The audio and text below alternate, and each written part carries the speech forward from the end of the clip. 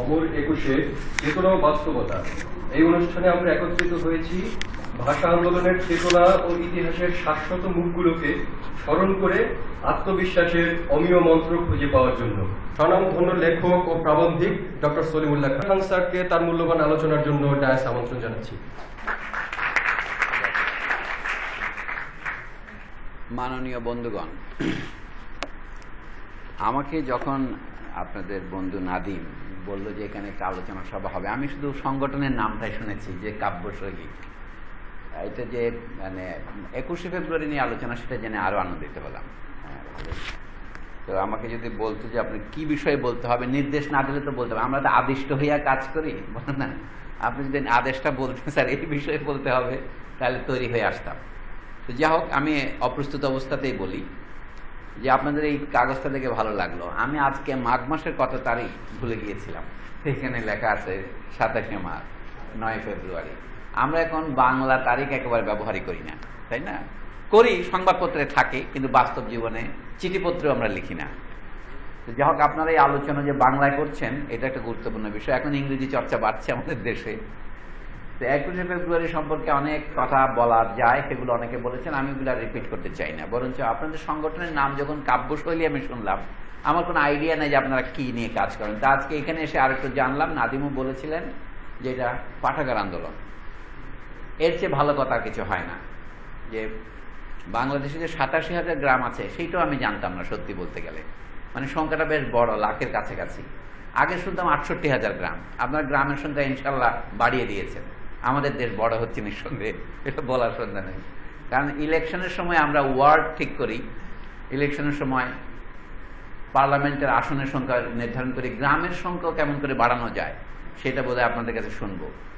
আমি আপাতত বললাম যে একসাথে সব গ্রামে করা গেলে তো ভালো হতো, কিন্তু আপনি যদি একটি গ্রামেও করেন সেটা উদাহরণ হয়। কাজে ভালো কাজ পরিমাণে বেশি করতে পারলে তো খুবই ভালো, যদি অল্পও করেন তাতে কোনো দোষ দেওয়া যাবে না। কিন্তু সব জিনিসের মধ্যে বেশি কথা বলা কিন্তু ভালো নয়। আজকে আমি অনেকদিন পর একটা লেখা পড়লাম, কলকাতা থেকে একটা পত্রিকা আসে আমাদের এখানে, দেশ পত্রিকা। সেটা আপনারা দেখবেন বাজারে একটা সংখ্যা এখন ঘুরপাক খাচ্ছে, নাম হচ্ছে বই সংখ্যা। আনন্দবাজার গোষ্ঠী বইয়ের খবর বলে একটা পত্রিকা বের করে।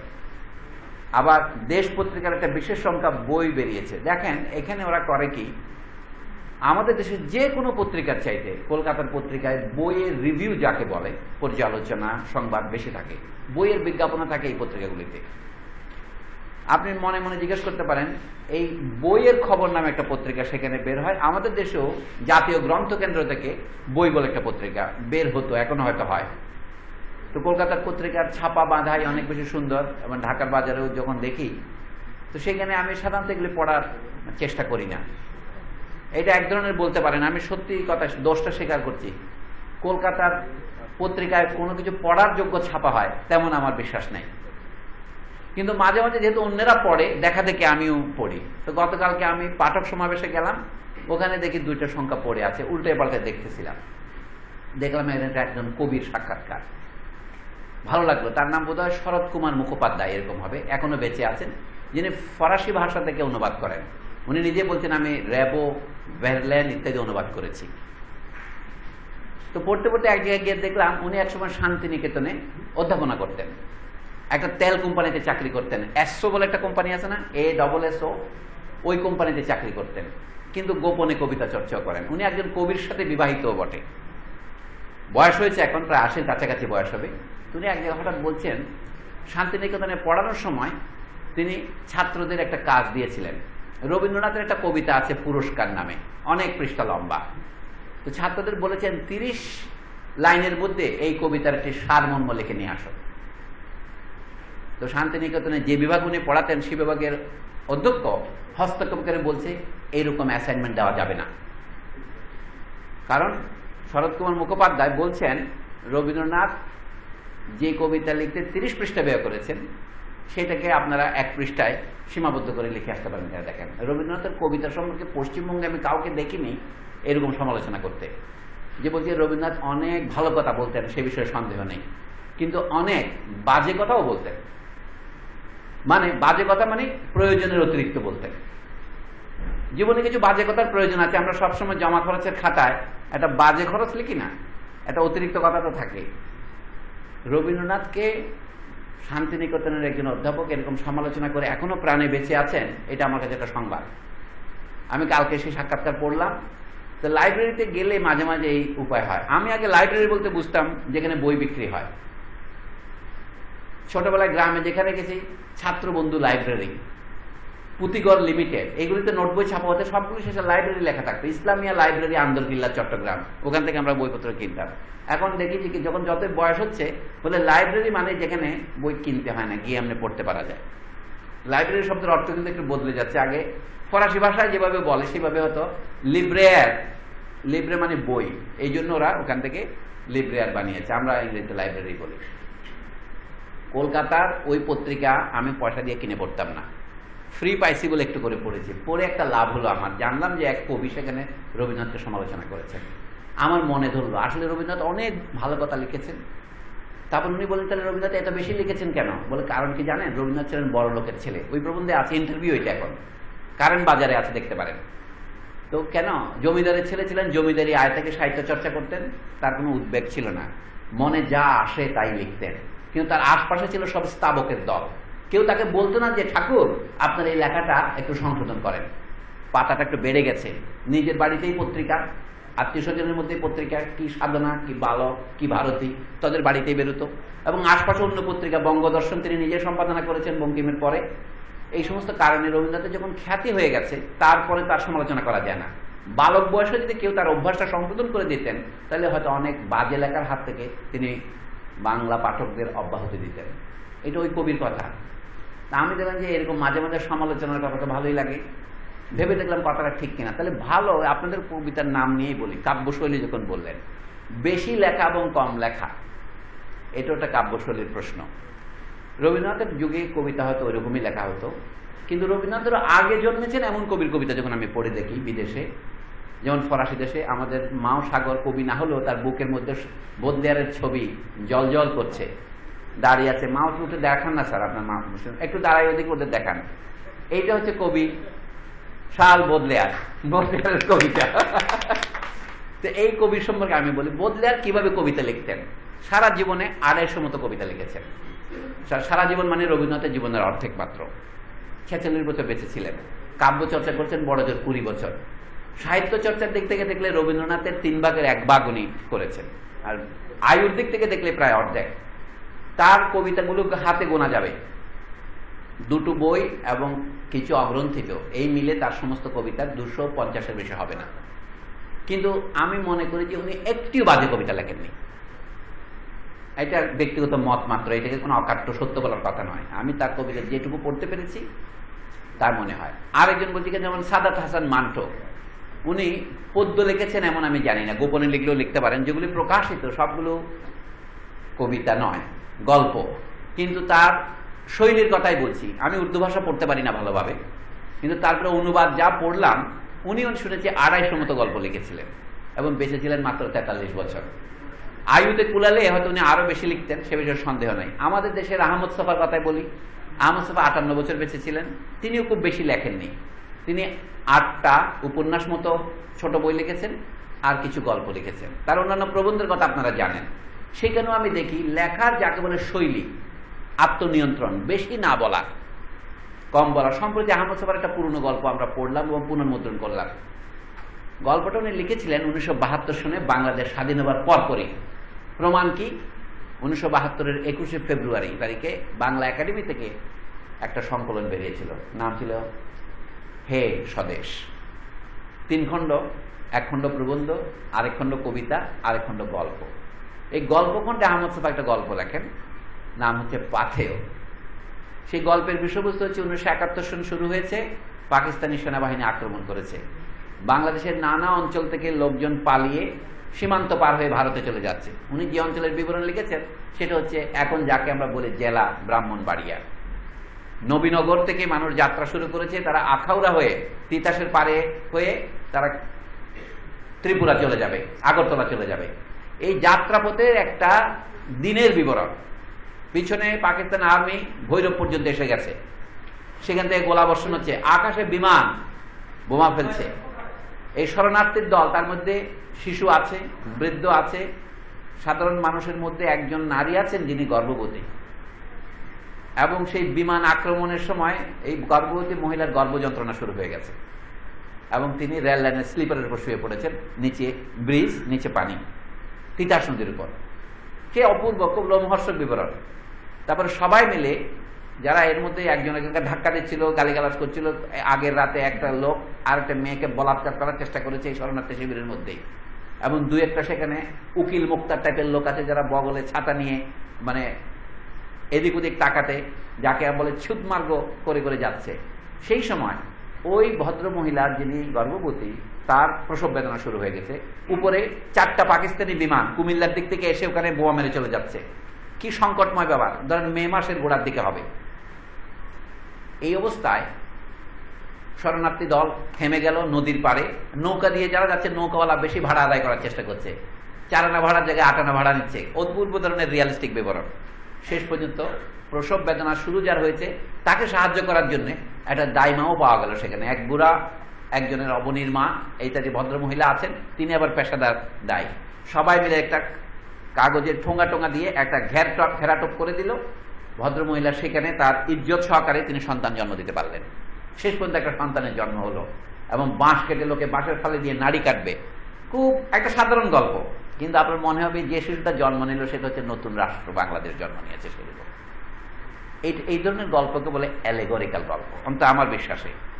একদিকে যদি আপনি এটাকে তথাকথিত রিয়ালিস্টিক গল্প হিসেবে পড়েন, ঠিক আছে, শরণার্থী শিবিরে এরকম বহু বাচ্চা হয়েছে, তো এটা কোনো অসম্ভব কোনো ব্যাপার নয়। কিন্তু লক্ষ্য করার বিষয়, যার বাচ্চা হয়েছে তারও নাম নাই, বাচ্চাটারও নাম নাই।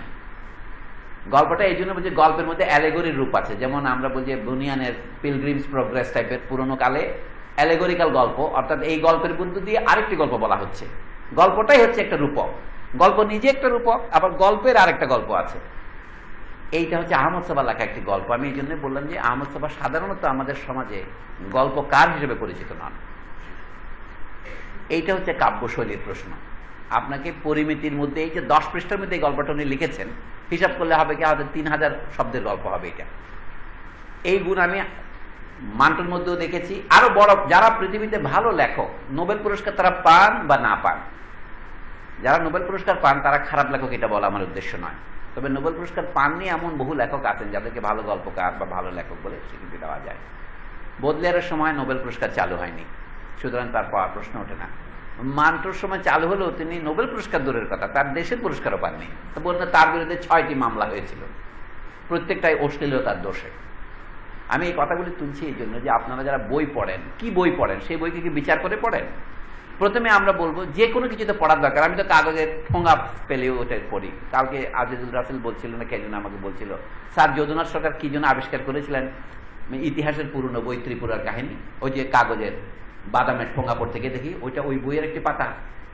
অনেক সময় সবকিছু পড়ার অভ্যাস থাকলে এরকম ইনসিডেন্টাল বেনিফিট হয়, কিন্তু সবকিছু পড়ার সময়টা নাই। পৃথিবী এখন পুঁতির ভারে ডুবে যাচ্ছে, ছাপার পরিমাণ তো দিনকে দিন বেশি হচ্ছে। তাহলে আপনাকে বিচার করে পড়তে হবে, নিজের সময়ের সদ্ব্যবহার করতে হবে না?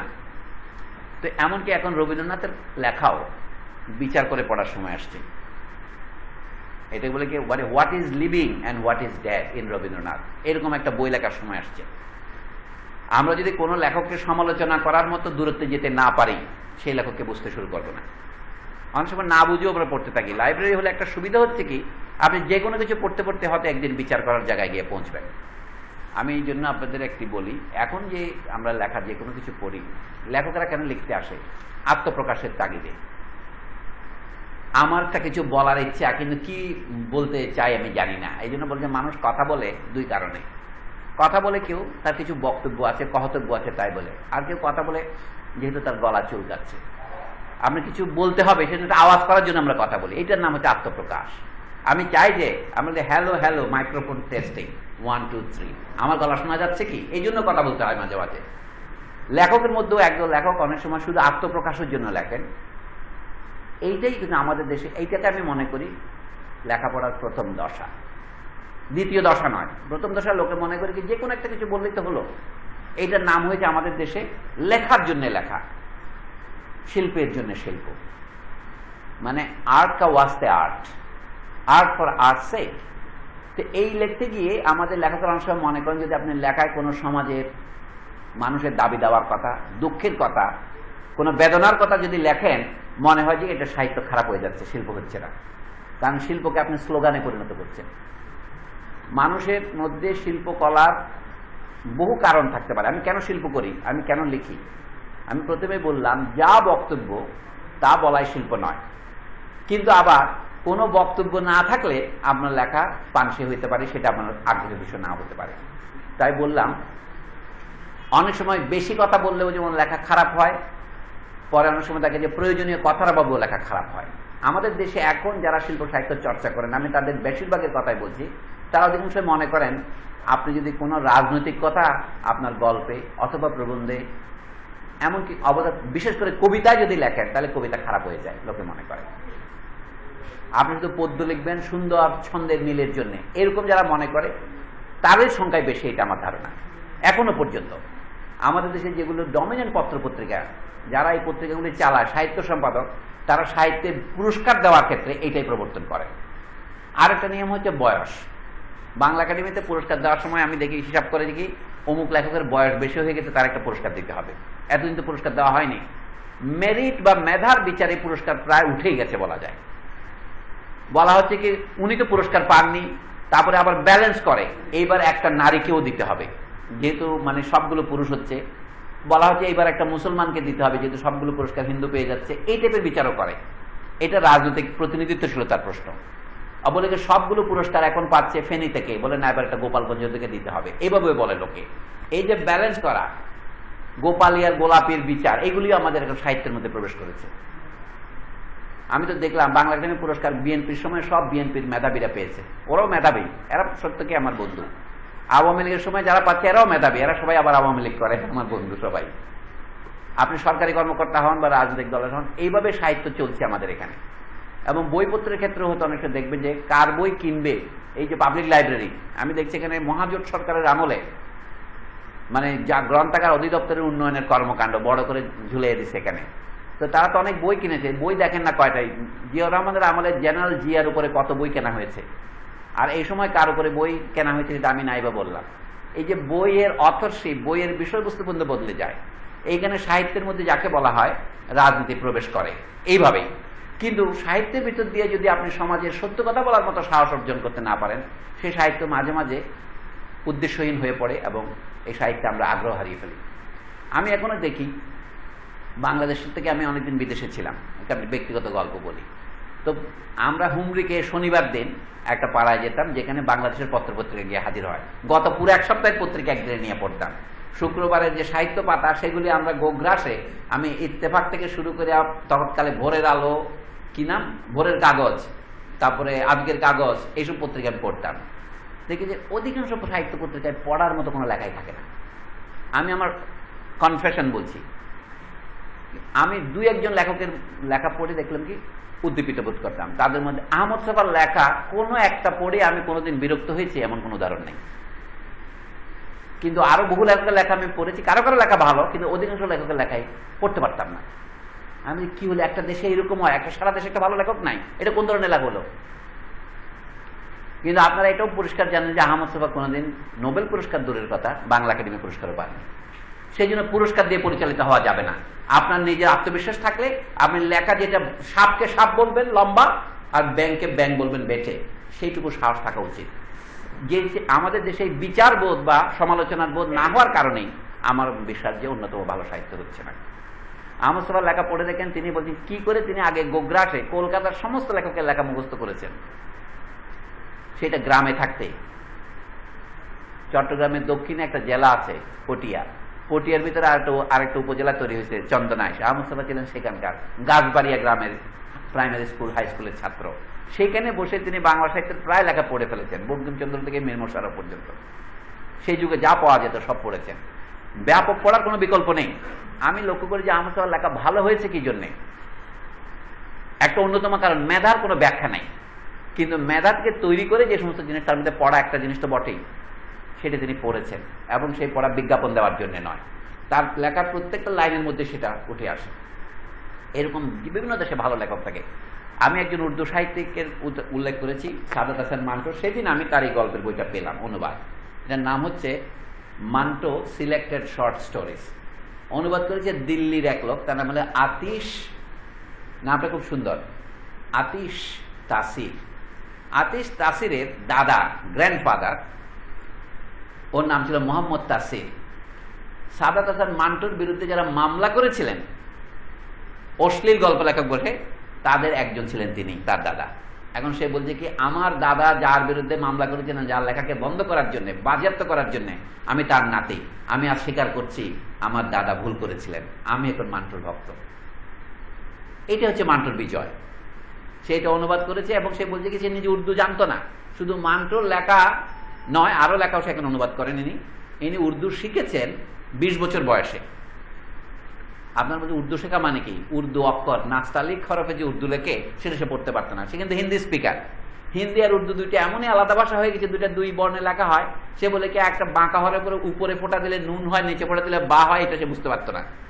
ধীরে ধীরে সেটা সে বুঝতে পেরেছে। এবং এখানে তার একা অনুবাদ একটা গল্প আছে, সেটার কথা আমি বলি। গল্পটা অসাধারণ। গল্পের নাম হচ্ছে লাইসেন্স। আমি যে সাহিত্যের রাজনীতি কেমন করে ব্যবহার করে তার উদাহরণ হিসেবে নেওয়া যায় কিনা দেখেন আপনারা। অনেক লম্বা গল্প, আমি সংক্ষেপে বলি। একজন লোক ছিল টোঙ্গা চালক। ওখানে টোঙ্গা বলে একটা গাড়ি আছে, ঘোড়ায় টানে গাড়ি, এক টাঙ্গা ঘোড়ার গাড়ি। ভদ্রলোকের নাম হচ্ছে আবু।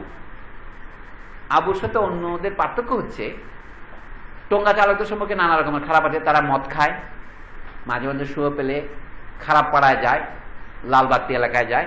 আবু আবার এগুলি কিছুই করতো না। সে মদও খাইতো না, ওইসব পাড়ায়ও যেত না। সে ছিল একটু ফুল বাবু ছিল, সুন্দর সুন্দর পোশাক পরতো, সে ভালো স্যুট পরে টোঙ্গা চালাইতো। তো সকল টোঙ্গাওয়ালা তাকে দেখতে আবু একটু স্টাইলিশ। এরকম একদিন আবু টোঙ্গা নিয়ে বসে আছে, দেখে কি একটা 17-18 বছরের মেয়ে তাকে হাত দেখে ডাকছে, বলে এই স্টেশন যাবে? স্টেশন উর্দুতে, ইংরেজি অনুবাদ হচ্ছে স্টেশন। স্টেশনকে উর্দুওয়ালারা স্টেশন বলে স্টেশন যাবে। তো ও বলে, তুমি যখন এসেই পড়েছ তাহলে তো যেতেই হবে আমাকে। কথা বলছে এইভাবে। তখন মেয়েটা বলে কি, লোকটা তো একটু বদ টাইপের, বলে ভাড়া কত? তখন আবু বলে, আপনি দয়া করে যাবেন তাই তো যথেষ্ট, আবার ভাড়া কি আছে? এইভাবে অঙ্গ শুরু হলো।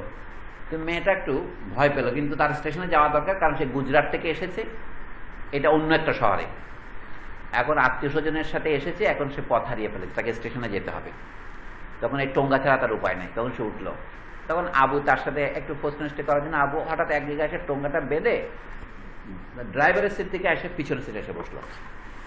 মানে সে জোর করে যেন মেয়েটাকে চুমু খাবে সে। তো মেয়ে তো ভয় ভটকে গেল। তখন আবু শপথ করে বলে, না আমি তোমার প্রেমে পড়েছি। আমি অনেক লম্বা গল্প শর্ট করে বলি, আমাকে বিয়ে করবা কিনা বলো। অদ্ভুত ব্যাপার। ওই মেয়ে বলে, আশ্চর্য ব্যাপার, আমি তোমাকে কেমন হঠাৎ করে কেমন কথা দিব। শেষ পর্যন্ত তাদের মধ্যে প্রেম হলো এবং সে বিয়ে করে ফেললো তাকে, দুজনে। এবং এই মেয়ের পরিবার তাকে মেনে নেবে না। এরপর 1 মাসের মধ্যেই আবুর বিরুদ্ধে মামলা হলো। এটাকে কি বলে, কিডন্যাপিং এর মামলা, যে আমাদের অপ্রাপ্তবয়স্ক মেয়েকে সে ফুসলিয়ে বিয়ে করেছে। সত্যি তারা জেলে নিয়ে গেল। দেখেন, ব্রিটিশ আমলের গল্প এটা, সেখানে খুব ন্যায় বিচার। আবুর 2 বছরের জেল হয়ে গেল। এখন জেলে যাওয়ার পর আবু তার টোঙ্গাটা, তার এক বন্ধু দিনু আছে, দিনুকে দিয়ে দিছে কি, তুমি আমার বউকে দৈনিক 5 টাকা করে দিবা, গাড়িটা চালাবা, আমার একটা ঘোড়ার গাড়ি, চিন্নি ঘোড়াটার নাম। আর তার বউয়ের নামটা আপনাদের বলা হয় নাই। মেয়ের নামটা বেশ সুন্দর। মেয়েটার নাম হচ্ছে নাস্তি। ইংরেজি লিখছে NEST, হচ্ছে নাস্তি, নস্তি, নেস্তি, যেভাবে হোক হবে। এখন মেয়ের মা বাপ মেয়েকে নিয়ে যেতে চায়। আবুকে তো জেলে গেছে। মেয়ে বলে, না আমি তো মা বাবার কাছে যাবো না, আমি আমার সমার বাড়িতে থাকবো। মেয়ে কোর্টে গিয়ে সাক্ষ্য দিয়েছে, সে আমাকে লুট করে নাই, আমি স্বেচ্ছায় বিয়ে করেছি। তবু জেল হয়ে গেল, ব্রিটিশ ন্যায় তো। আজ মেয়ের বয়স 17 বছর। তবু কেন যে জেল হলো, গল্পের মধ্যে লেখক এটা তার ব্যাখ্যা করেননি, বেশি কথা উনি বলেন না। তারপর হলো কি, জেলখানা যাওয়ার পর রেগুলার নেস্তে তার সাথে দেখা করতে যায়। আর তার বন্ধু যে আছে সেও ভাড়া 5 টাকা করে দিয়ে যায় দৈনিক, তার চলছে। কিছুদিন পর দেখা গেল কি, আবুর একটা অসুখ ছিল, এটা ধরা পড়লো। তৎকালে যে অসুখ হতো টিবি, তার ছিল টিবি। এবং ধীরে ধীরে ধীরে তার চেহারা খারাপ হয়ে যাচ্ছে। এবং কিছুদিনের মধ্যেই, লম্বা গল্প আরেকটু সংক্ষেপ করে বলি, সে মারা গেল। এর মাঝখানে অনেক ঘটনা ঘটেছে। তারপরে দিনও 2-4 দিন পরে আসা দেখি ওর ভাড়া 5 টাকা জায়গায় কমিয়ে 3 টাকা করে ফেলো। মানে নানা বলল না আজকাল তো বাজার খারাপ, টঙ্গার গাড়ি চলে না, তুমি একটু 2 টাকা কম নাও। শেষ পর্যন্ত সে বলে না না, কেন আমি কম নেব, আমার টঙ্গা আমাকে ফেরত দিয়ে দাও। তখন বলে যে আরেকদিন আসে ডিঙ্গি আসে, বলে তুমি আমাকে বিয়ে করো। বন্ধুর স্ত্রীকে বিয়ে করতে অসুবিধা, বন্ধু তো মারাই গেছে। ও বলে না, আমি আবুর স্মৃতিকে আগলে থাকবো, তোমাকে বিয়ে করবো না। সবাই একটা মেয়ে যদি একলা থাকে যে কত প্রস্তাব আসে সেটা তারা অনুমান করতে পারে। একদিন প্রতিবেশীর দেয়াল ডিঙিয়ে রাত্রেবেলা আসলো, ইংরেজিতে তাকে বলে টু মেক অ্যাডভান্সেস। এই অবস্থা সে সিদ্ধান্ত হলো কি দিনুর কাছ থেকে গাড়িটা নিয়ে নেবে, নিজেই টোঙা চালাবে। সে টোঙা চালানো শুরু করলো। একটা মেয়ে টোঙা চালাচ্ছে, মানে ভালোই আয় হচ্ছে তার। তখন মিউনিসিপ্যালিটির দৃষ্টি আকর্ষণ করলো অন্য টোঙা চালকরা, তারা মেয়েটাকে পছন্দ করে না। তো মিউনিসিপ্যালিটি বললো কি তুমি যে টোঙা চালাচ্ছ তোমার লাইসেন্স আছে? তোমার জামাইয়ের লাইসেন্স নিয়ে তো তুমি চালাতে পারো না, তোমাকে লাইসেন্সের আবেদন করতে হবে। তখন সে আবেদন করলো। সেখানে তাকে ইন্টারভিউতে অফিস ডাকলো, দেখে বললো সবকিছু দেখে বললো কি তোমাকে তো টোঙা চালানোর লাইসেন্স দেওয়া যাবে না। কেন দেওয়া যাবে না? একটাই কারণ, তুমি মেয়ে, মেয়েদের টোঙা চালানোর লাইসেন্স দেওয়ার নিয়ম নাই। ধরেন শহরটা দিল্লি বা লাহোর, এরকম বড় শহর, লালনপুরকে যেগুলো দিল্লি, লাহোর, ঢাকা, সম্ভবত ঢাকা নয় শহরটা, যা বুঝতে পারছি, উর্দুতে কথা হয়তো। তারপর সেই মেয়েকে সেই জায়গায় বললো কি অবশ্যই তোমার জন্য পথ আমি বাঁচিয়ে দিতে পারি, তো তুমি কেন এই কষ্টদায়ক কাজ করছো? সে বললো কেন, আমি আমার অনেস্ট লেবার দিয়ে আমি জীবিকা উপার্জন করবো, তুমি লাইসেন্স না দেওয়ার কে? আমি তো কোনো আইন লঙ্ঘন করছি না। তখন মিনিস্টার বলছে না, তবে তোমার জীবন ধারণের জন্য একটা পথ আমরা বাঁচিয়ে দিতে পারি। শহরের ওই পাড়াতে একটা ভালো স্পট বেছে নাও, একটা ছোট্ট ঘর ভাড়া করো, তোমাকে আমরা অন্য লাইসেন্স দিয়ে দেবো, সেই জিনিস বিক্রি করো, টোঙা চালানোর লাইসেন্স দেওয়া যাবে না। তখন মেয়েটা সেদিন ভাবলো খুব, এসে সে আবুর কবরে গেল। মান্টো যেভাবে লিখছে, আমি মান্টোর গল্পের শেষ লাইনটা মান্টোর ভাষাতেই আপনাদেরকে একটু করে দেখাই। গল্পটার নাম হচ্ছে লাইসেন্স। আপনার এই গল্পের শেষে উনি বলছেন, সেদিন ছোট গল্প, কিন্তু আমি যত গল্প বলি এটা 10 পৃষ্ঠার মধ্যে লেখা। আমি বলছি, she sold the horse and carriage for whatever she could get and went straight to Abu's grave. Tonga এবং গাড়ি সে বিক্রি করে দিল এবং সোজাসুজি আবুর কবরস্থানে গিয়ে দাঁড়ালো। For a moment she stood next to it in silence. চুপচাপ সে কবরের সামনে দাঁড়িয়ে, আমরা যেটাকে বলি মুসলমানরা বলে কবর জিয়ারত করা, সে কবর জিয়ারত শুরু করলো, তার সাথে সাক্ষাৎ শুরু করলো। Her eyes were completely dry, like the blaze after a shower, robbing the earth of all its moisture. দুনিয়ার সমস্ত আর্দ্রতাকে শোষণ করে, মানে তাহলে একটা আগুন হওয়ার পরে যেরকম শুকিয়ে যায়, বৃষ্টির পরে যদি আগুন লাগে পৃথিবীর সমস্ত আর্দ্রতা যেভাবে শুকিয়ে যায়, সেভাবে তার চোখ থেকে সমস্ত আর্দ্রতা শুকিয়ে গেল। Her lips parted and she addressed the grave, quote, Abu, your Nasti died today in the committee office. তোমার নাস্তি আজ মারা গেছে। With this she went away. The next day she submitted her application. She was given a license to sell her body. এই গল্পের নাম licence. এটা বাংলা অনুবাদ কেউ করেছে কিনা আমার চোখে পড়ে নাই, আমি ইংরেজি অনুবাদে দেখলাম। তো গল্পের মধ্যে বলে আকলমান কালিয়ে ইশারা বি কাফি হ্যাঁ, গল্পটা এইভাবেই বলেছেন উনি, আপনার বেশি কিছু বলতে হয় না। তাহলে এই গল্প কিন্তু একটা বিশুদ্ধ ফ্যান্টাসি গল্প, কারণ গল্পের শুরুতে প্রথমে মনে হচ্ছে কি সে একটা রূপকথা লিখতেছে। যেমন গল্পের শুরুটা কি, এটা একটু পাঠ করলে বোঝা যাবে।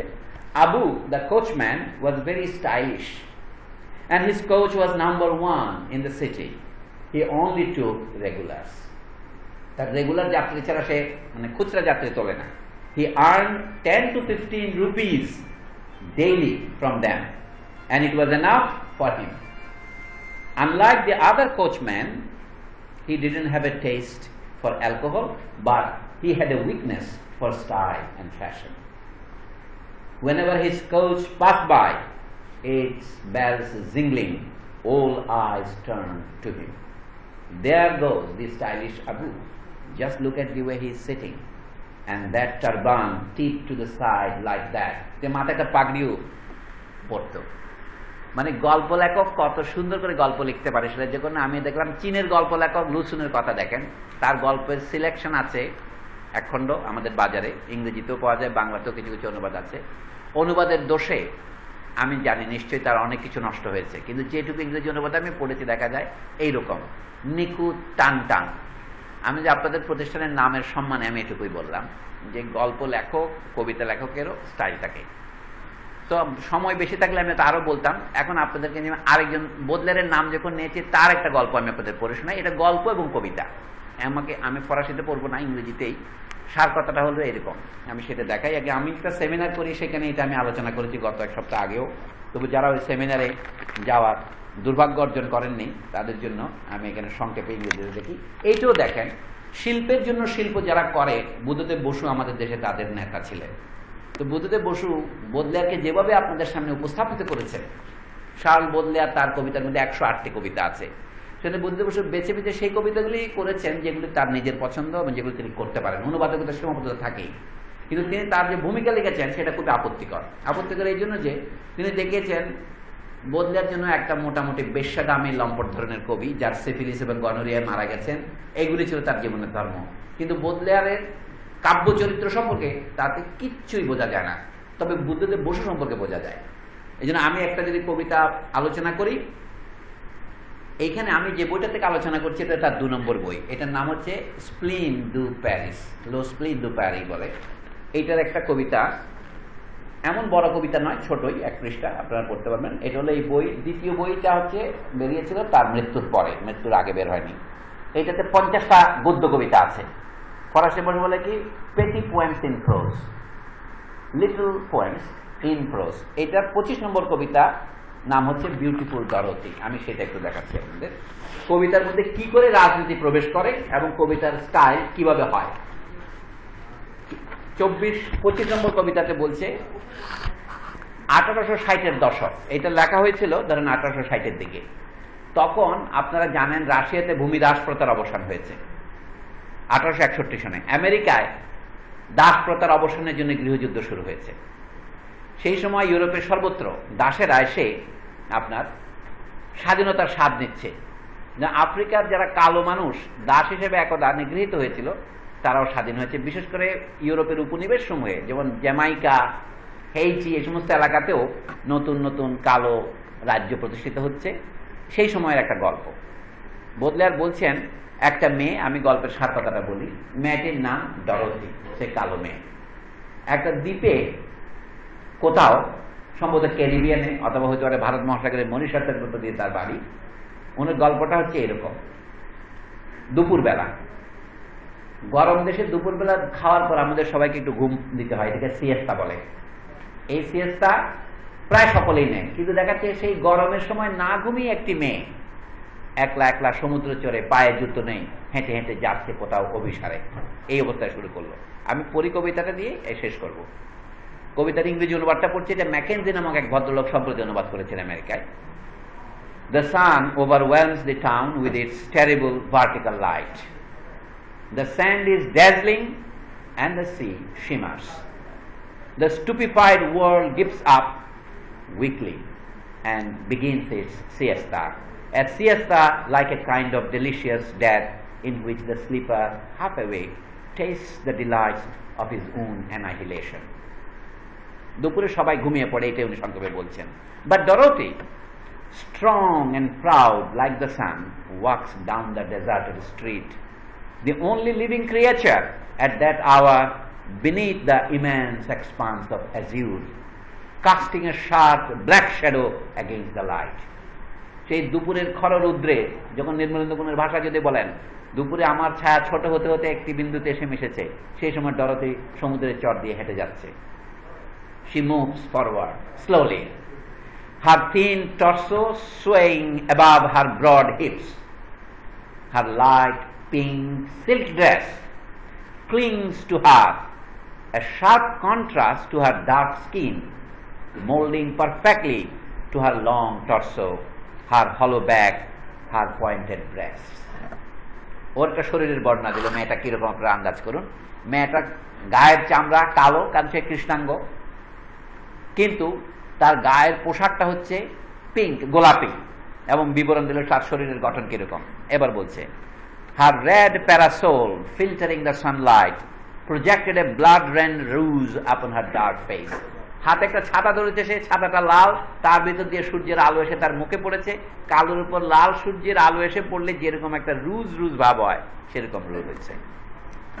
The weight of her massive hair, almost blue, pulls her delicate head back, giving her a triumphant and indolent air. Heavy earrings warble secretly at her ears. তার কানে দুটো দুল আছে, সেগুলো বাতাসে দোল খাচ্ছে এবং তাদের মৃদু মৃদু শব্দ হচ্ছে।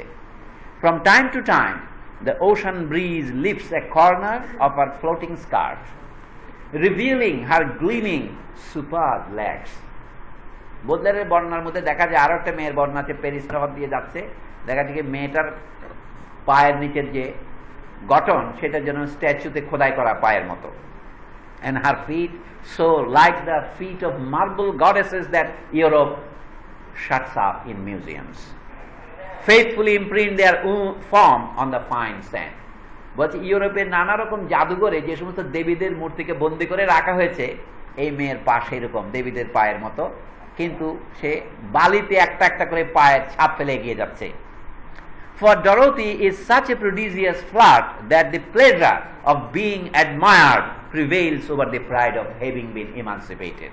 And even though she is free, she walks without shoes. এখন কবিতার বিবরণের মধ্যে রাজনীতিতে কি করে আসছেন দেখেন। বলে ডরোথি হেঁটে যাচ্ছে, তার পায়ে কোনো জুতা নেই। এখানে একটা ঐতিহাসিক তথ্য হচ্ছে, আমাদের দেশে আগে জমিদার বাড়ির সামনে সাধারণ মানুষ জুতো পরে যেতে পারত না। নাটোরের একটা গল্প আমরা পড়েছি এই 1920-এর দশকেও, জমিদার বাড়ির সামনে দিয়ে কোনো মুসলমান প্রজা যাচ্ছে, সেই জন্য জমিদারের পাইক পেয়াদারা এসে তাকে ধরে পিটিয়েছে। আপনি মাথায় ছাতা ধরে এবং পায়ে জুতো দিয়ে যেতে পারবেন না। দাসেদের জন্য জুতা পরা নিষিদ্ধ ছিল ওইখানে।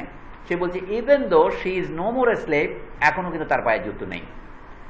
আবার হচ্ছে তার দুটো জিনিস, এক হচ্ছে শি ইজ ইমানসিপেটেড, অর্থাৎ সম্প্রতি সে দাস প্রথার বন্ধন থেকে মুক্তি পেয়ে স্বাধীন মানুষ হয়েছে, কিন্তু তার অহংকার দুইটা, আমি সদ্য স্বাধীন সেটা একটা আনন্দ, আর আমি সুন্দরী নারী সেটা আরেকটা আনন্দ। সে বলছে আমি সুন্দরী নারী, আমাকে লোকে পছন্দ করে, সেই আনন্দ সদ্য মুক্তি পাওয়ার আনন্দকে ছাপিয়ে গেছে।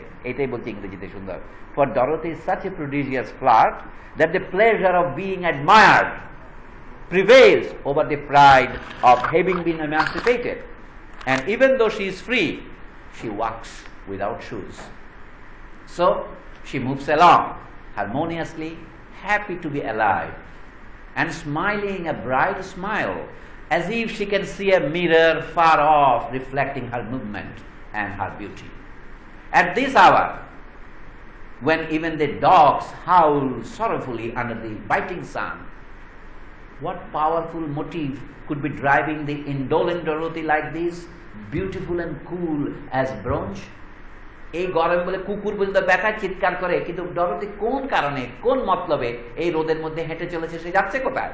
কবি বলছেন at this hour, why had she left her little cabin so daintily decorated, where flowers and mats make a perfect boudoir at so little expense, where she takes such pleasure in combing her hair, in smoking, in being fanned, or in gazing into the great feather fan mirror, while the sea pounding the beach into the great pounding the beach 100 steps away makes a strong rhythmic accompaniment to her vague fantasies, and while the iron pot where a stew of crabs, rice and saffron is cooking wafts its stimulating scents from the back of the courtyard. তার বাড়িতে একটা বিবরণ দিল, সেখানে রান্না হচ্ছে, সেখানে সুন্দর বাতাস বইছে, এইসব ছেড়ে সে কেন যাচ্ছে? তারপরে বলছে, এটাই শেষ প্যারাগ্রাফের আগের paragraph, perhaps she plans a meeting with some young officer who on distant shores has heard his comrades speak of the celebrated Dorothy.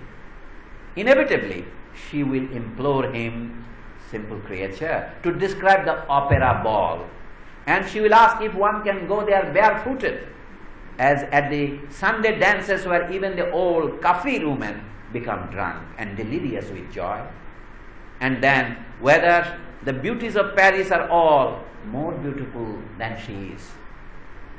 যাচ্ছে ডরোথি সম্ভবত কোন একজন সামরিক অফিসারের সাথে দেখা করতে যাচ্ছে, যাকে সে জিজ্ঞেস করবে আমি কি প্যারিসে যেতে পারবো, প্যারিসে মেয়েরা কিরকম, তারা কি আমার চেয়ে বেশি সুন্দরী, এই সমস্ত ফ্যান্টাসি তার মধ্যে আছে। কারণ she is now emancipated, but she has no means to go there. হয়তো সে এই সম্পর্কের মধ্য দিয়ে যাবে এরকম ভাবছে, এটা কবির কল্পনা। এখন লাস্ট 5 লাইনে আসলো, বলে ডরোথি খুবই হ্যাপি এখন, কিন্তু যদি একটা ঘটনা না ঘটতো সে পৃথিবীর সবচেয়ে সুখী হতো। সেটা কি? Dorothy is admired and cherished by all. তাকে সকলেই পছন্দ করে, সকলেই তার সঙ্গ কামনা করে। And she would be entirely happy if she were not obliged to hoard every piastra she can to buy back her little sister who is just 11 and who is already ripe and so beautiful. তার একটা 11 বছরের বোন আছে যে এখনো মুক্ত হয় নাই, এখনো মালিকের অধীনে আছে। তাকে মুক্ত করতে হলে তাকে পয়সা দিয়ে তার স্বাধীনতা কিনে নিতে হবে। সেই জন্য ডরোথি পায় প্রসা সঞ্চয় করে। যদি এই সঞ্চয় করার কাজে সে বাধ্য না হতো তাহলে পৃথিবীতে সেই হতো সবচেয়ে সুখী মানুষ। কবি বলছেন, if she did not have to save every pie, এখানে সে পিয়াস, to buy back the freedom of her sister who is only 11 years old, মাত্র 11 বছরের বয়স, but who is already ripe and who is so beautiful. এখন বোদলারের 5 line হচ্ছে এটাই, she will undoubtedly succeed. অবশ্যই Dorothy সফল হবে। কেন সফল হবে জানেন? The good Dorothy will undoubtedly succeed. The child's master is so greedy. এই মেয়েটির যে মালিক আছে সে এত লোভী। কেমন লোভী? Too greedy to understand any beauty other than that of coins. এই মালিক হচ্ছে দাস মালিক, কিন্তু অলরেডি পয়সার মজা সে বুঝে গেছে। পয়সা দিলে তার বোনকে সে অবশ্যই তার কাছে ছেড়ে দেবে, কারণ টাকার এবং পয়সার সৌন্দর্যের চেয়ে বেশি সুন্দর কিছু বোঝার মতো বুদ্ধি এই বুর্জোয়ার নেই। So what is, এই তো কবিতা শেষ। So what is Baudelaire doing here? Buddhadeb বসুর কবিতার সাথে মিলিয়ে দেখেন এটা। ও বলছে যে কি, মানুষের মুক্তির যে পর্যায়কে আমরা বলছি দাসপ্রথার বিরুদ্ধে সংগ্রাম করে স্বাধীন শ্রমিক হওয়ার লড়াই। স্বাধীন শ্রমিক হওয়া মানে আরেক ধরনের বন্দী হওয়া। প্রতিদিন আপনি আপনার শ্রম বিক্রি করবেন এবং সেটি আপনার জীবিকার উৎস হবে। এটাকে ইংরেজি ভাষায় আপনারা যারা পণ্ডিত আছেন তারা বলবেন transition from slavery two capitalism. I'm not talking of feudalism here. আপনারা যে টেক্সট বইগুলি পাঠ করেন নিউ লেফট রিভিউ থেকে, সেখানে লেখা transition from feudalism two capitalism. কিন্তু আধুনিক ক্যাপিটালিজম শুরু হয়েছে with a contradiction. It is based on slave labour. ইউরোপের গত 500 বছরের ইতিহাস দাসত্বের ইতিহাস ছাড়া কিছুই নয়, অথচ এটাকে আমরা জানি লিবারালিজম বলে। আমেরিকার দাসতন্ত্র ছাড়া আমেরিকার পুঁজিবাদ কল্পনা করতে পারেন না। আমরা বলি কি দাসতন্ত্র এবং পুঁজিতন্ত্রের মধ্যে পার্থক্য কি? পুঁজিতন্ত্র হচ্ছে স্বাধীন শ্রম এবং স্বাধীন মালিক, কিন্তু প্রকৃত ঐতিহাসিক পুঁজিবাদ যেটা বলে হিস্টোরিক্যাল ক্যাপিটালিজম হচ্ছে অস্বাধীন শ্রম এবং স্বাধীন মালিক। তো বোদলের এই সামান্য 1.5 পৃষ্ঠার একটা কবিতার ভিতর দিয়ে, ইংরেজিতে 1 পৃষ্ঠা হয় এটা, এর মধ্যে দিয়ে উনি যেটা বললেন, ডরোথি নামক একটা মেয়ের সৌন্দর্য বর্ণনা করার ছলে উনি বললেন ডরোথি সদ্যমাত্র স্বাধীন হয়েছে। এই জন্য বলছে, the pride of being admired and cherished by all prevails over the joy of being recently emancipated. তাহলে এই নারী বন্দনার ছলে বোদলের যে এখানে রাজনৈতিক বিবৃতিটা দিয়েছেন, আমি যে সকল বড় শিল্প তাই করে। এই পর্যন্ত পৃথিবীর যত বড় মহাকাব্য দেখবেন, যে কারণে আমরা রামায়ণ, মহাভারত, ইলিয়াড, ওডিসি বা পৃথিবীর আরো নাম জানা না জানা মহাকাব্যকে মহাকাব্য বলি, তার মধ্যে এর একটাও কিন্তু রাজনীতি মুক্ত নয়। অথচ দুর্ভাগ্যের বিষয়, আমি যেখানে শুরু করেছিলাম, আমাদের দেশে এখন যে সাহিত্য পুরস্কার দেওয়া হয়, আমাদের দেশে যে সাহিত্য চর্চার যে আদর্শ স্থাপন করা হয়েছে, বিশেষ করে ধরেন প্রথম আলো পত্রিকার মতো পত্রিকা যে আদর্শকে স্থাপন করার চেষ্টা করছে বাজারে, সেটা হচ্ছে এই প্রতিক্রিয়াশীল অশ্লীলতা। আমাদের সরকারি প্রতিষ্ঠান হিসেবে আমি বলি, বাংলা একাডেমি যে পুরস্কার দিচ্ছে সেটাও মোটামুটি অশ্লীলভাবে পুরস্কার দেওয়া হয়। আজকে আমি একটা দুঃখ সংবাদ বলে শুনলাম যে কবি ফজল শাহাবুদ্দিন এন্তেকাল করেছেন। এখন আমাদের দেশের নিয়ম হচ্ছে কি, মানুষ যখন এন্তেকাল করবে তার সঙ্গে খারাপ কিছু বলা যাবে না। কিন্তু আমি এখানে সবিনয়ে বলতে চাই আপনাদের কাছে যে যারা পাবলিক ফিগার, লেখক বা রাজনীতিবিদ, তাদেরকে প্রাইভেট ফিগার হিসেবে বিবেচনা যদি আপনি করেন, তাহলে আপনি আরেকটা অন্যায় করেন। জনতার বিরুদ্ধে, দেশের বিরুদ্ধে একটা অন্যায় করা হয়। এটা বলে to accept a culture of silence. এদের সম্পর্কে কিছু না বলার যদি ওই পুরনো নিয়মটা মানেন, যে মৃত লোকের এখনো তাকে কবর দেওয়া হয় না, তার সঙ্গে খারাপ কিছু বলা মানে খুবই একটা অন্যায়। কিন্তু এরিয়াল শ্যারন মারা গেছেন, আপনি তার সম্পর্কে খারাপ কথা বলাটা 11 দিন স্তব্ধ রাখেন।